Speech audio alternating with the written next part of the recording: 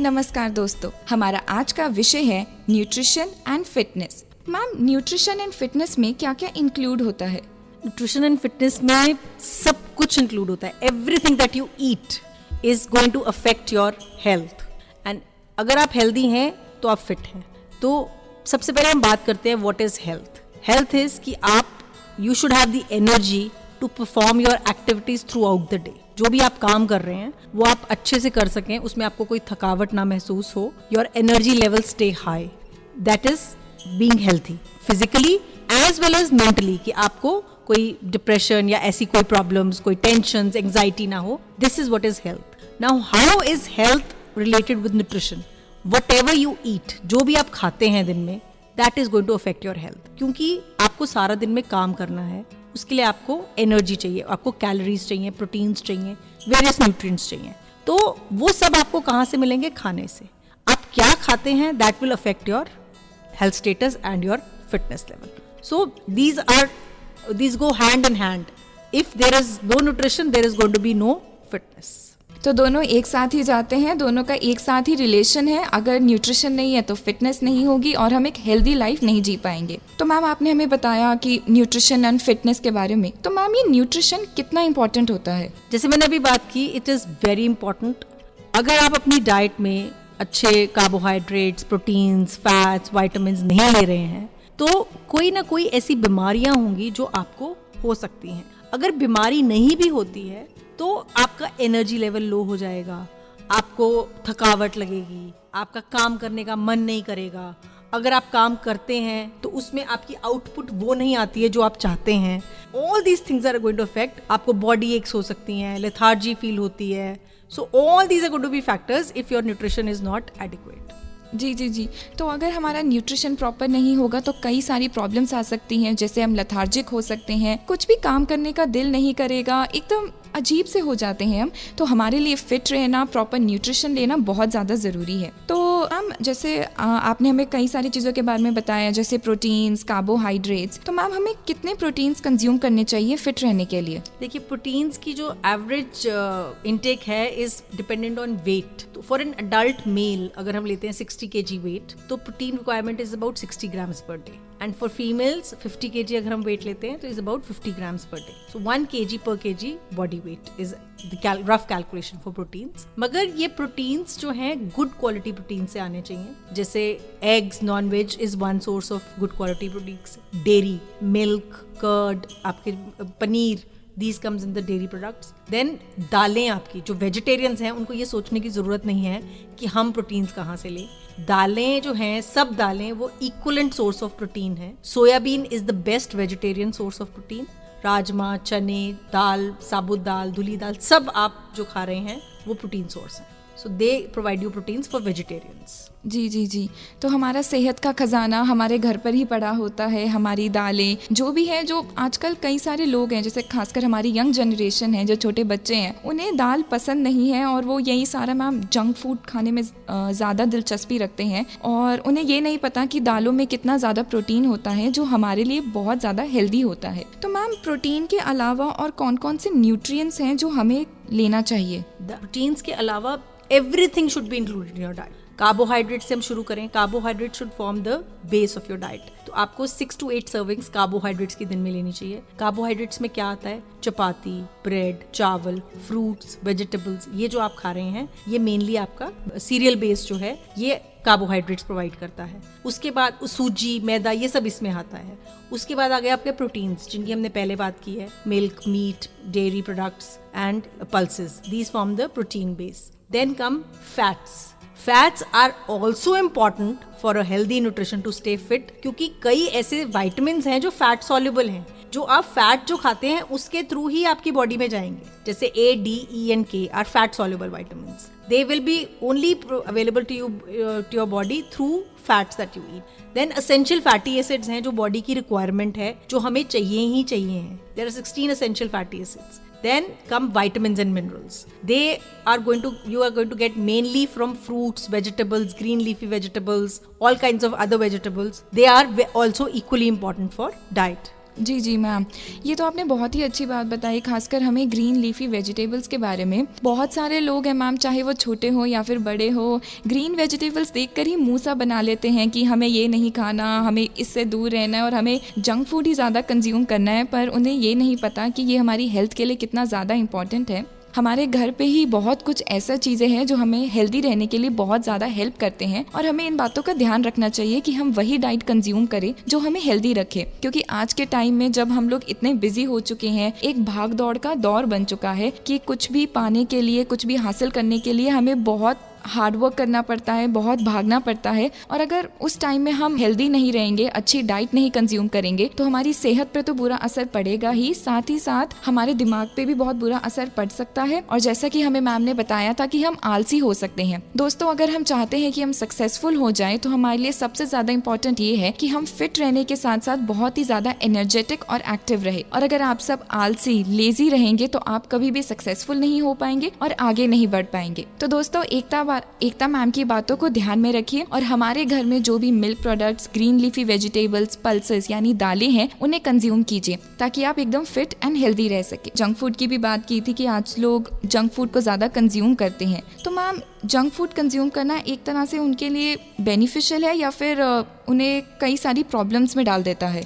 देखिए, junk food जो है वो mainly carbohydrate and fat rich foods होते हैं जनरली। आप क्या लेंगे उसमें? Pizzas, burgers, noodles, this comes under the junk food category. तो जनरली इसमें जो कार्बोहाइड्रेट है वो रिफाइंड सीरियल होता है, मैदा बेस होता है इसमें, तो आपको पूरी न्यूट्रिशन नहीं मिलती है। क्योंकि होल सीरियल्स जो हैं, आटा है, सूजी है, वो आपको ज्यादा न्यूट्रिशन देते हैं इन कंपैरिजन टू मैदा। उसके बाद जितने जंक फूड्स हैं, they are generally very rich in fats and salt content भी इनमें बहुत ज्यादा होता है और फैट कंटेंट भी, इसीलिए इनकी अर्ज टू ईट बार बार होती है। आप फ्रेंच फ्राइज 1 या 2 खाना शुरू कीजिए, you will not be able to stop till you finish the packet. तो क्योंकि उसमें high salt and fat content है, तो ये kind of addictive in nature होता है। आप जब एक खाना शुरू करते हैं, आप खाते जाते हैं। ऐसे ही अगर आप कोल्ड ड्रिंक पीते हैं, cold drinks is a major junk food जो आपको सिर्फ शुगर दे रही है, उसमें कोई न्यूट्रिशन नहीं है। एरिएटेड ड्रिंक्स जितनी भी हैं, उसमें कोई न्यूट्रिशन कंटेंट नहीं है, ओनली शुगर। और वो शुगर जो है, आप जब पीते हैं तो कार्बोनेटेड ड्रिंक्स जो है, दे डिहाइड्रेट योर बॉडी। आपको जब बहुत प्यास लगती है तो आप कई बार पानी की जगह कोल्ड ड्रिंक पीते हैं, not realizing that it is further dehydrating your body rather than rehydrating your cells with water. जी जी मैम, ये तो आपने बहुत ही अच्छी बात बताई हम लोगों को, क्योंकि कई बार ऐसा ही होता है कि हमें प्यास लगती है, खासकर ये जो गर्मी का मौसम है तो बहुत ही ज़्यादा प्यास लगती है। तो कई बार सोचते हैं कि चलो पानी नहीं तो कोल्ड ड्रिंक पी ली जाए, लेकिन कोल्ड ड्रिंक में इतना शुगर होता है और वो हमें ज़्यादा प्रॉब्लम में डाल देता है। तो दोस्तों, इस बात का आप ध्यान रखिए कि अगर आपको प्यास लग रही है तो आप पानी ही लीजिए या फिर जूसेस वगैरह ले सकते हैं, लेकिन कोल्ड ड्रिंक्स को आप जितना हो सके उतना अवॉइड कीजिए, क्योंकि उनमें शुगर कंटेंट ज़्यादा होता है जो हमारी सेहत के लिए इतना अच्छा नहीं है। मैम, हमने काफ़ी बातें की डाइट के बारे में कि हमें क्या क्या कंज्यूम करना चाहिए, क्या क्या अवॉइड करना चाहिए। तो मैम, डाइट के अलावा ऐसे और कौन से फैक्टर हैं जो हमारी हेल्थ एंड फिटनेस पर अफेक्ट करते हैं? डाइट के अलावा आजकल बहुत कॉमन हो गया है यूज़ ऑफ अल्कोहल, जो बहुत ज़्यादा आपकी हेल्थ को अफेक्ट करता है। वो भी जैसे हमने बात की अभी कोल्ड ड्रिंक्स के बारे में। Drinks give you empty calories, they don't give you any nutrition, plus वो आपके ब्रेन को नंब करती हैं, हैंगओवर होगा, morning is bad. So these are, smoking is another factor, जो आप अपनी सेहत तो खराब कर ही रहे हैं स्मोकिंग के साथ, मगर अपने आसपास, अपने घर वालों की, अपने फ्रेंड्स की, जिनकी प्रेजेंस में आप स्मोक कर रहे हैं, उनकी भी हेल्थ उससे, पैसिव स्मोकिंग से अफेक्ट होती है। इसीलिए गवर्नमेंट ने अब रेगुलेशन निकाला है और स्मोकिंग इन पब्लिक बैन की है। तो आप पब्लिक में नहीं करेंगे, अपने घर में करेंगे, तो घर में आप अपने घर वालों की सेहत खराब करेंगे या अपने फ्रेंड्स के साथ बैठ के करेंगे, तो उनकी जो नॉन स्मोकर्स हैं, they are also being affected by it. Passive smoking is affecting the lungs, they say about 60-70% as much as a active smokers lungs. उसके बाद आजकल बहुत ज़्यादा चलन हो गया है ड्रग्स, स्टेरॉइड्स। बहुत सारे बच्चे जिम्स में जाते हैं, मसल गेन करना चाहते हैं, तो दे आर शॉर्टकट मेथड है कि आप स्टेरॉइड्स लीजिए, सप्लीमेंट्स लीजिए। If supplements are taken in a controlled manner, they can be beneficial, but if they are taken too much, they are going to affect your health in an adverse way. Same way for steroids. आजकल अब कोई भी games होती हैं, Commonwealth हैं, Olympics हैं, Asian games हैं, हर एक में you will see there are cases which where the winner is disqualified क्योंकि उन्होंने स्टेरॉइड इनटेक लिया अपनी परफॉर्मेंस बढ़ाने के लिए, अपनी फिटनेस लेवल बढ़ाने के लिए। तो this is so common these days. These are factors which are ultimately going to harm your fitness and your health status. जी जी जी जी मैम, ये तो है ही, स्मोकिंग एंड अल्कोहल तो बहुत ही ज़्यादा डेंजरस है हमारी हेल्थ के लिए। और जैसा आपने बताया कि गवर्नमेंट ने कई सारे स्टेप्स लिए हैं इनको जड़ से उखाड़ने के लिए, लेकिन मैम हर चीज़ को समय तो लगता ही है। मैम जैसे हम अभी स्मोकिंग और अल्कोहल की बात कर रहे हैं, हमें ये तो पता है कि हमारे सेहत के लिए बिल्कुल अच्छा नहीं है, चाहे वो मेल्स हो या फीमेल्स हो। लेकिन मैम अगर हम महिलाओं की बात करें, खासकर महिलाओं पर अगर हम गौर करें, तो मैम उनके लिए ये कितना ज़्यादा हानिकारक है? It is very bad now also because it is affecting your health. But as soon as a young girl decides to become a mother, so it becomes even more worse because it is going to affect the baby growing inside. तो उस time पे चाहे वो passive smoking है, चाहे वो drinking है या वो स्मोकिंग है, वो बच्चे को बहुत बुरी तरह अफेक्ट करता है और उसमें डिफॉर्मिटीज भी आ सकती है इन चीज़ों के कारण। उस टाइम पे तो इसका बहुत ध्यान रखना चाहिए कि ये चीजें नहीं करनी चाहिए। एक और चीज जो लेडीज के बारे में बात करूंगी, गर्ल्स को अपनी डाइट में आयरन बहुत ज्यादा लेना चाहिए क्योंकि उनमें पीरियड्स जो मेंस्ट्रुअल साइकिल है आता है and there is blood loss monthly. So to fulfil that कि अनीमिया ना आए, उसके लिए आयरन इनटेक बहुत अच्छी होनी चाहिए। आयरन के मेन सोर्सेज जैसे हमने पहले बात की, green leafy vegetables, whole cereals, whole pulses, आप उसका इंटेक कीजिए और अपनी डाइट को अच्छा एडिक्वेट रखिए। कैल्शियम सोर्सेज खूब सारे लीजिए क्योंकि देखा गया है कि आफ्टर प्रेगनेंसी और लैक्टेशन कई बार कैल्शियम लेवल्स एकदम ड्रॉप कर जाते हैं जब आपने अच्छा कैल्शियम सोर्सेज पहले नहीं लिए होते हैं। तो calcium sources are dairy products, तिल आप अपनी डाइट में इंक्लूड कर सकते हैं, milk, curd, paneer, these are good calcium sources. ये आप अपनी डाइट में लीजिए to keep your bones healthy because after 40-50 menopause जब आता है तो ऑस्टियोपोरोसिस सीप्स इन, जब आपके फीमेल हार्मोन्स बंद हो जाते हैं तो एकदम से कैल्शियम डिप्लीशन शुरू हो जाती है bones. So we need to fill in the reserves now so that they do not get depleted later. जी जी जी, कहते हैं ना कि कल तभी बन सकता है अगर शुरुआत अभी से की जाए। तो आप सबको भी ऐसा ही करना चाहिए। अगर आप चाहते हैं कि आपका फ्यूचर अच्छा हो, आप हेल्दी रहे, तो उसके लिए आपको अभी से शुरुआत करनी पड़ेगी। और जैसा हमें एकता मैम ने अल्कोहल और स्मोकिंग के बारे में बताया है, खासकर महिलाओं के लिए हमें इससे जितना हो सके उतना दूर रहना चाहिए, खासकर प्रेगनेंसी में, क्योंकि ये ना सिर्फ हम पर असर डालता है परंतु गर्भ में पल रहे बच्चे पर भी बुरा प्रभाव डालता है। मैम आजकल सब लोग चाहते हैं कि उनकी बॉडी बहुत अच्छी हो, हेल्दी बॉडी हो, और उसके लिए वो सब लोग जिम जाते हैं, परंतु जिम में वो खुद को बहुत ज्यादा एक्सर्ट कर देते हैं जल्दी हेल्दी बॉडी पाने के लिए। तो ये मैम किस हद तक सही है? देखिए, एक्सरसाइज करना बिल्कुल बुरा नहीं है, जिम जाना आप जाइए, जरूर जाइए, मगर ओवर स्ट्रेन मत कीजिए अपनी बॉडी। एंड अगर आप जिम जा रहे हैं, आप वर्कआउट कर रहे हैं, तो अपना न्यूट्रिशन लेवल भी अच्छा रखिए। अगर आप जिम जा रहे हैं तो आपको प्रोटीन इंटेक आपकी थोड़ी ज्यादा होनी चाहिए। आप जब जिम जाते हैं उससे पहले कुछ कार्बोहाइड्रेट लेके जाइए so that you have energy to work out at the gym.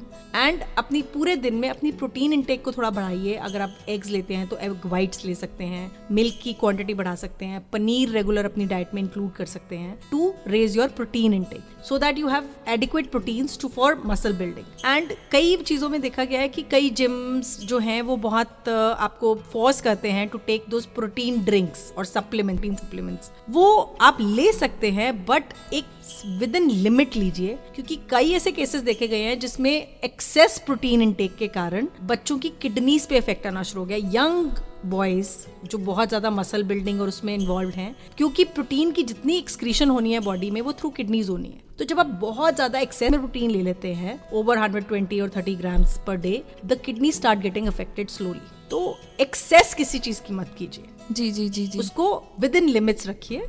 And workout करना जरूर अच्छा है but within certain limits. Excess नहीं होना, ये नहीं कि आप पूरा दिन जिम में ही लगा रहे हैं। जी मैम, कहते हैं ना excess of anything is dangerous. तो हमें हर चीज़ सीमित रूप से ही करनी चाहिए, जो जितनी मात्रा में करे वो हमारे लिए उतना ही अच्छा है। तो दोस्तों, अगर आप लोग चाहते हैं कि आपकी हेल्दी बॉडी हो, आप बिल्कुल फिट हो, तो उसके लिए आप बिल्कुल एक्सरसाइजेस कीजिए, क्योंकि वह आपके लिए बहुत ज़्यादा ज़रूरी भी है। परंतु खुद को ज़्यादा एक्सर्ट मत कीजिए, एक लिमिट में कीजिए ताकि आपको ज़्यादा एक्सर्शन ना हो और आप प्रॉपरली उसके बाद भी हेल्दी रह सके। जैसे मैम आपने हमें अभी सप्लीमेंट्स के बारे में बताया कि कई सारे लोग हैं प्रोटीन सप्लीमेंट्स लेते हैं ताकि वो जल्दी फिट बन सके, लेकिन उससे कितने सारे नुकसान हो गए, जैसे किडनी फेलियर के बारे में आपने बताया। मैम प्रोटीन के साथ साथ कई सारे फ्लूइड्स भी आ गए हैं, जैसे कितनी सारी एनर्जी ड्रिंक्स हैं जो लोग लेते हैं ताकि वह हेल्दी रह सके, तो मैम क्या वो सही है? जनरली जो एनर्जी ड्रिंक्स हैं उनमें बहुत ज़्यादा कैफीन कंटेंट देखा गया है। जो आप चाय या कॉफ़ी में कैफीन होता है वो आपको एकदम से इंस्टेंट बूस्टर देता है। आप सुबह जब उठते हैं you feel drowsy and slow, तो आप चाय या कॉफ़ी पीते हैं तो यू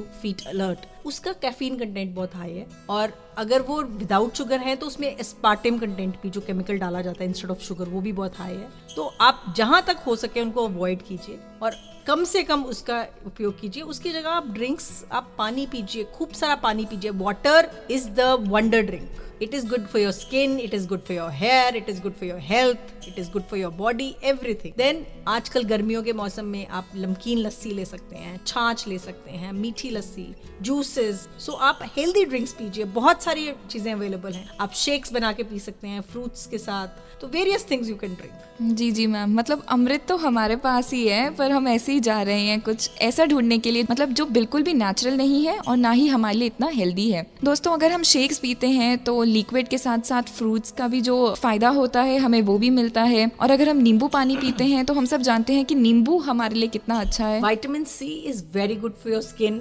आंवला खाइए अगर आप खा सकते हैं, अचार की फॉर्म में, चटनी में डाल के, किसी भी फॉर्म में।